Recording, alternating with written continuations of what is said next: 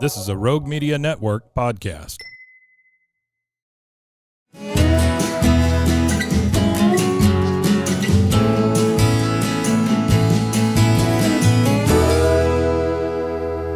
This is Central Texas Life with Ann Harder. Hello, everybody. Welcome to Central Texas Life, and it is a joy to have Doren Ravenscroft with me again. You were here not too long ago. I was, yes. But we were talking about an event, of course, the Cultural Arts Fest. You were the founder of that, and the Waco National Outdoor Sculpture Exhibition. You managed the development of festival and integration of sculpture into public life. I did. You are Miss Arts. No, not really. of Waco. No, you are. But sort of offhanded, you told me about another project you were doing. I said, you got to come back. And so here you are. Yes. Because tell me about the Yellow Cottage Kitchen. Well, I have to first tell you how it began. We started the festival in 2004. Mm-hmm. But by 2006, we were doing a summer camp for students with autism, cerebral palsy, and Downs. And that was because an amazing lady, Anita Carney, came and said, you did say it was arts for all, and our students with autism can't really come to the festival. Yeah, it's a little too It's a little much. too much. It's too much. So since 2006, I've watched an amazing group of kids from the age of 6 grow up, and now they're young adults. Yes. And a few years ago, I helped the ARC start the Opportunity Center, which was a concept that was led by Brandy Abel Clark. That has now moved to their new building opposite Friends for Life. Mm-hmm. So now, but while we were doing that project, the Opportunity Center, we felt that our students could try more things. And I thought we could try baking. Yeah. Why not? They'd love to use their hands. They love to use their hands. They like process. Yes. They like working in a team. And some structure and all those things. Yes. Yeah. So what we began doing was making Scottish shortbread. Ooh. So that all of a sudden became very popular, and we were asked if we would sell it for the holidays. So now we have a group of students, as we have a Texas Cottage Kitchen under Texas cottage law, mm-hmm. so that we can bake on a regular basis for the holidays and for the spring, for Easter, for Valentine's, and for spring. Okay, so it's not a year-round. It's not year-round yet, but eventually we hope it will be in East Waco. I never thought about, you've got laws you have to adhere to. Yes, you do. When you're baking for the public, I guess, yes, kind of a thing. You do.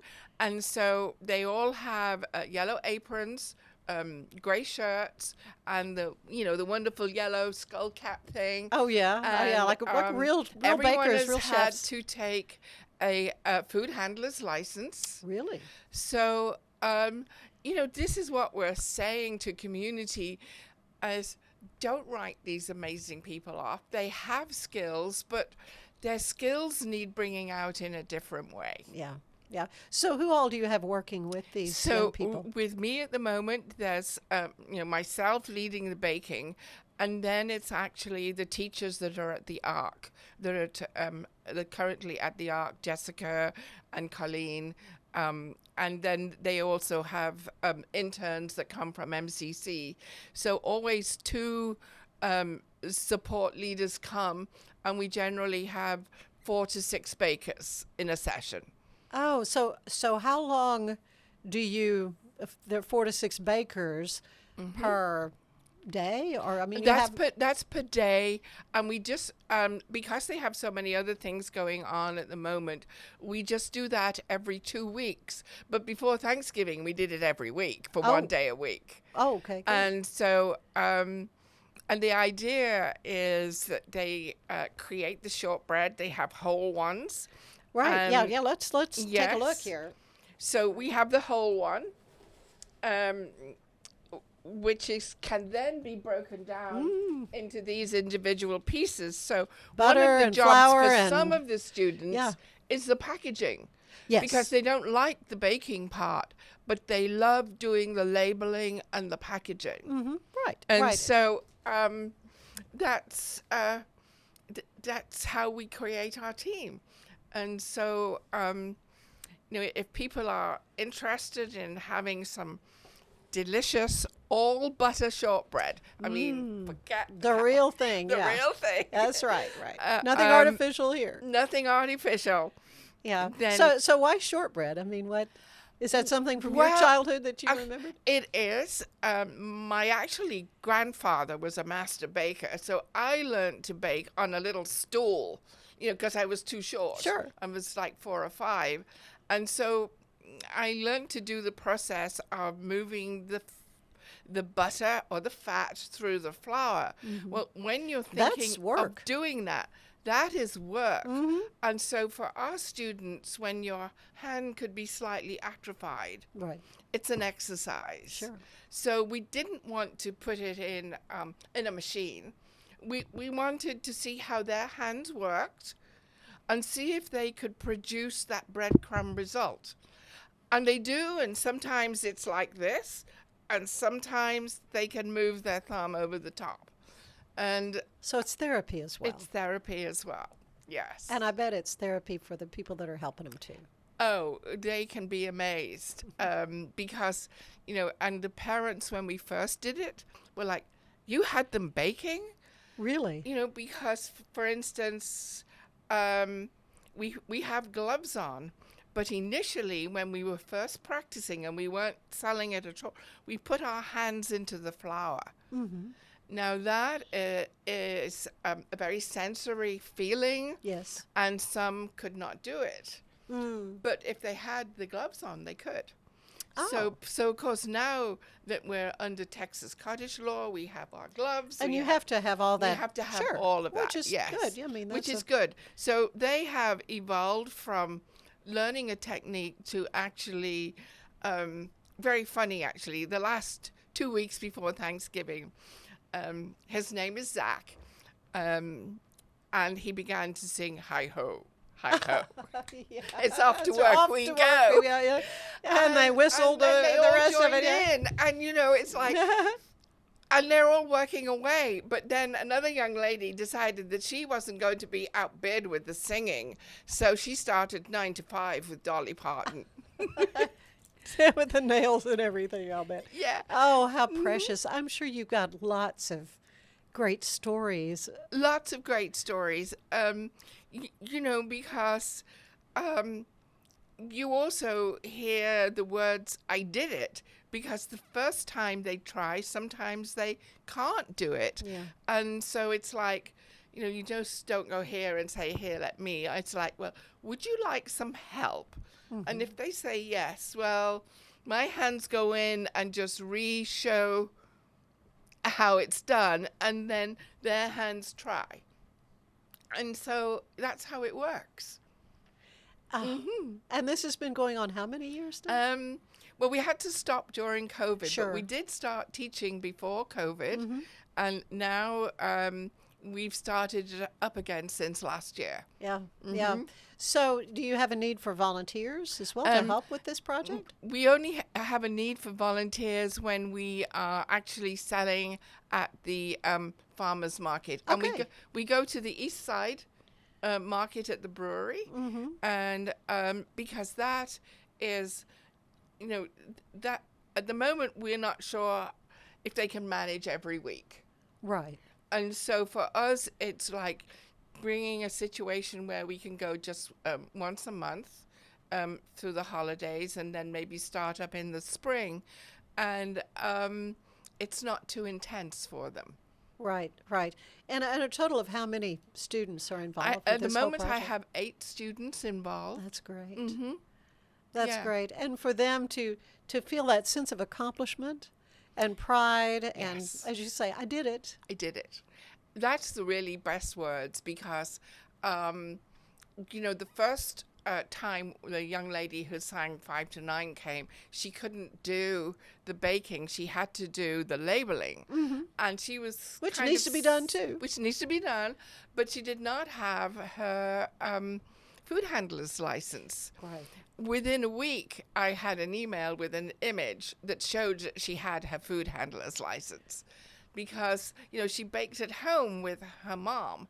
But in this situation, you have to have a qualification. Well, and that's remarkable. Yes. That, what an accomplishment there. Yes, To absolutely. have that certificate. Yes, And say, absolutely. there I did it. There I did it, yes.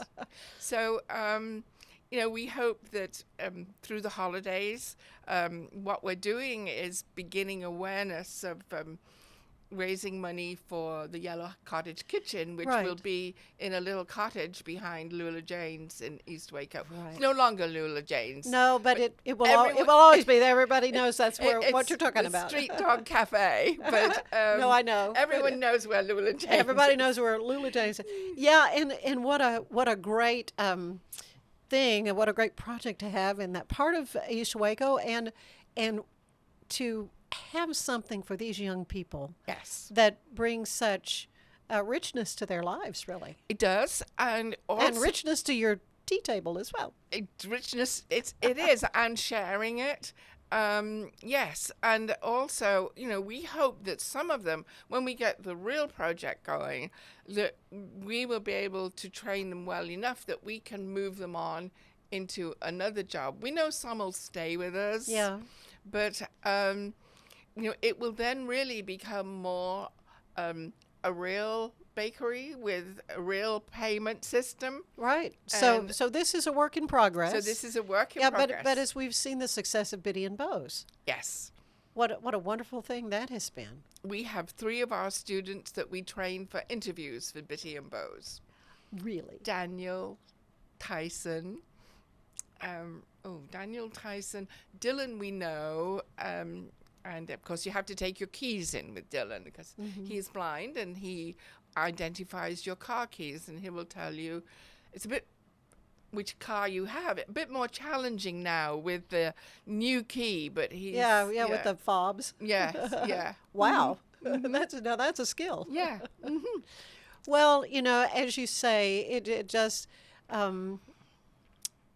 so many people just sort of want to write off Yes. young people with challenges like this, and that's just wrong. Yeah, That's just the wrong approach. And really through, doing summer camp and the art,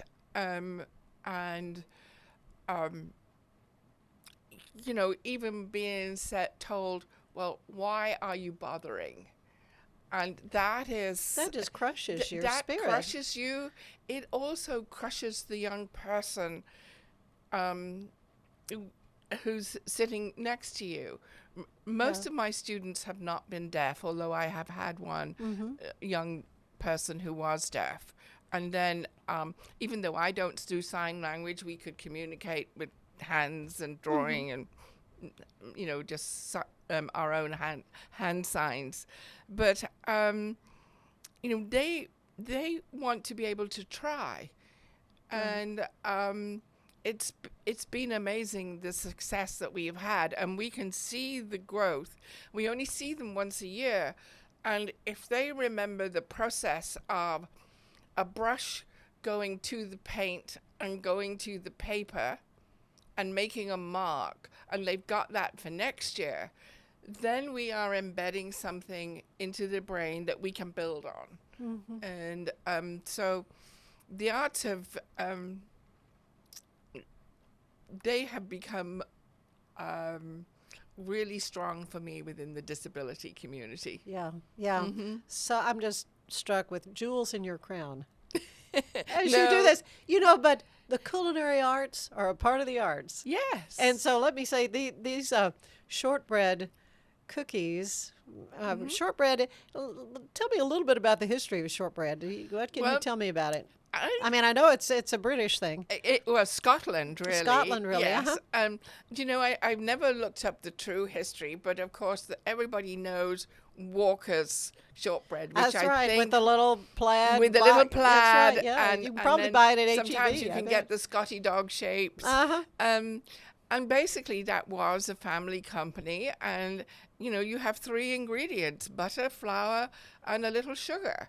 And the butter content is much higher, so that once you've got it to that breadcrumb stage, you can basically press it together.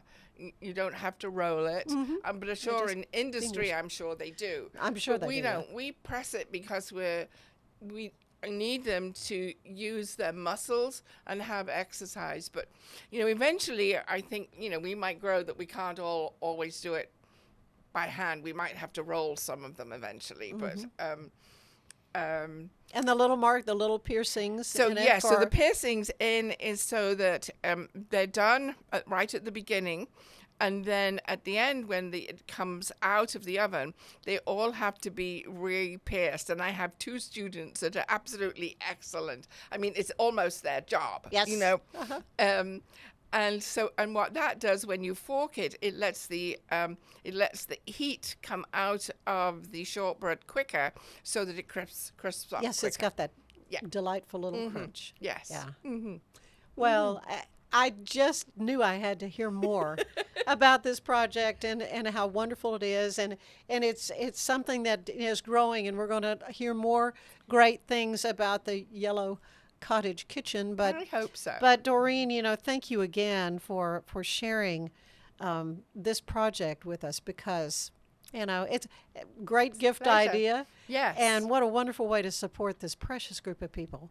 It is, and I cannot tell everyone just, the words "I can." They mean so much. Yeah. So I hope everyone will support us. Yeah. And these wonderful kids that want their own kitchen and have already decided that I have to learn how to make ice cream. Okay. Let's- Well, a big old scoop of ice cream on top of that. That would be delicious. That would be pretty good. Oh, golly. Thank you so much, Thank Doreen. you. You are just a Thank joy you. and a delight. And I'm just so glad to learn more about this. How can folks get more information, and again, on how to well, if they'd purchase like these to- besides at the farmer's market? Okay, so at the farmer's market, we'll be there on December the 16th. But if you'd like to order, if you text 254-723-6830, a full round is $20, and the individual packaged pieces are $2.50. Very good. Very good. And Great we set stocking them in pizza stuffers. boxes. Oh, so yeah. it's It's perfect absolutely great. size. Yeah, perfect size for that. Well, that's great. Thank you so much, My Doreen. pleasure. Yeah. My Thank you for pleasure. being with us as well. We'll see you again next time on Central Texas Life. Bye-bye. Bye-bye. Central Texas Life with Ann Harder is part of the Rogue Media family. Be sure to check out our other shows at roguemedianetwork.com. Please rate this show 5 stars on iTunes, Spotify, YouTube, or anywhere you get your podcasts. Join us again soon for more Central Texas Life with Ann Harder.